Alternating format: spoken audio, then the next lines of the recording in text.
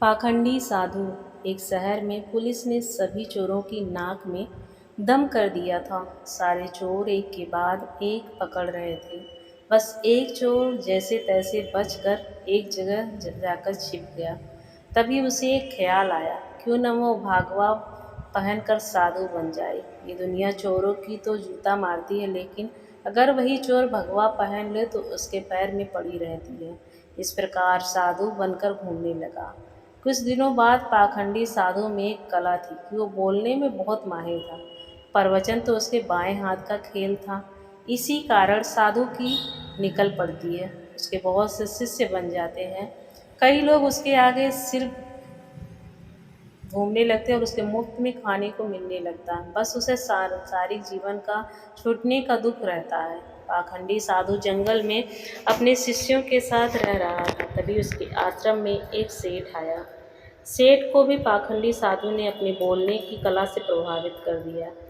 साधु से मिलकर जब सेठ अपने घर पहुंचा तो उसे एक ख्याल आया। असल में सेठ को एक दुविधा थी कि उसके आसपास बहुत सोना है, जिसे चोरों के डर के कारण वो अपने घर में नहीं रख सकता था। उसने सोचा, क्यों न ये सोना साधु के आश्रम में रख दिया जाए, क्योंकि साधु को कभी कोई मोह माया नहीं रहती ही। वो तो भगवान का रूप होते हैं। किसी को ऐसा देवता व शक्त नहीं होता कि उनके आश्रम में सोना पड़ा हुआ है। ऐसा सोचकर सेठ दूसरे दिन सोना लेकर पाखंडी साधु के आश्रम में जाता और उससे पूरी बात बताता है। फिर क्या था, पाखंडी साधु का तो दिल गदगद हो गया। उसकी आंखों से तो उसे सोने की पोटली से हट ही नहीं रही थी। उस सेठ ने वो सोने की पोटली आश्रम के एक पेड़ के नीचे दबा दी और वहां से चला गया। अब साधु को नींद कहाँ आनी थी। वो रात भर उस सोने की पोटली के बारे में सोचता रहा। उसने सोचा, अगर ये सोना मिल जाए तो जीवन तर जाएगा, सांसारिक सुख भी मिल जाएगा। इस भगवा कपड़ों ने छीन लिया है। इस तरह साधु ने कई सपने देख डाले। दूसरी तरफ सेठ सोने को आश्रम में रखकर संतुष्ट होकर सो रहा था।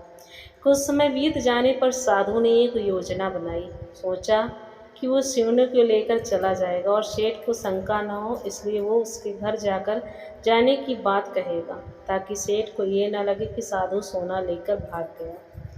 अगले दिन साधु सेठ के घर जाता है। सेठ के पास एक व्यापारी बैठा रहता है। साधु को आता देख सेठ खुशी से झूम जाता और कई पकवान बनाकर खिलाता है।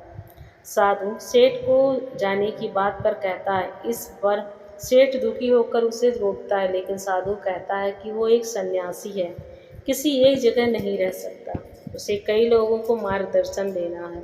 ऐसा कहकर साधु बाहर निकलता है और जानबूझकर सेठ के घर का एक तिनका उठा ले जाता है। थोड़ी देर बाद साधु वापस आता है, जिसे देख सेठ वापस आने का कारण पूछता है। तब साधु कहता है कि आपके घर का यह एक तिनका मेरी धोती में लटक कर मेरे साथ जा रहा था, वहीं लौटाने आया हूँ। सेठ हाथ जोड़कर कहता है कि इसकी क्या ज़रूरत थी। तब साधु कहता है कि इन संसार की किसी वस्तु पर साधु का कोई हक नहीं। फिर अपनी बातों से वे सेठ को मोहित कर देता है और वहाँ से निकल जाता है। यह सब घटना सेठ के पास बैठा व्यापारी देखता और सेठ से पूछता है कि ये कौन है, ये साधु। तब सेठ उसे पूरी बात बताता है, जिसे सुनकर व्यापारी ज़ोर ज़ोर से हंसने लगता है। सेठ हंसने का कारण पूछता है। तब व्यापारी उसे कहता है, तुम मूर्ख हो, वो पाखंडी तुम्हें लूट कर ले गया। जिस पर सेठ कहता है, कैसी बात करते हो, वह एक संत हैं, बहुत ज्ञानी हैं। व्यापारी कहता है, अगर तुम्हें अपना सोना बचाना है तो उस जगह चलो जहाँ सोना दबाया था। सेठ उसे लेकर जाता है और खुदाई करता है, लेकिन उसे वहाँ कुछ नहीं मिलता। वो रोने लगता है। तब व्यापारी उससे कहता है, रोने का वक्त नहीं, जल्दी चलो, वो साधु दूर नहीं गया होगा। सेठ और व्यापारी पुलिस को बोलते हैं और पुलिस उस पाखंडी साधु को ढूंढ लेती है। तब सभी को पता चलता है कि वास्तव में यह कोई सिद्धि बाबा नहीं, एक चोर था, जिसने अपनी बोलने की कला का इस्तेमाल कर कई लोगों को लूटा था। पुलिस से बचने के लिए भगवा रंग पहन लिया था। सोना मिलने के बाद सेठ की जान में जान आती है। सेठ व्यापारी से पूछता है कि उसे कैसे पता चला कि यह साधु पाखंडी है। व्यापारी ने कहा कि कि वो साधु बार बार अपनी तारीफ कर रहा था।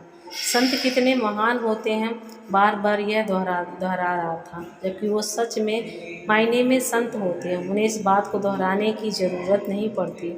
इसीलिए मित्र, आज के समय में जो भगवा पहन कर प्रवचन देते हैं वो कभी संत नहीं होते हैं।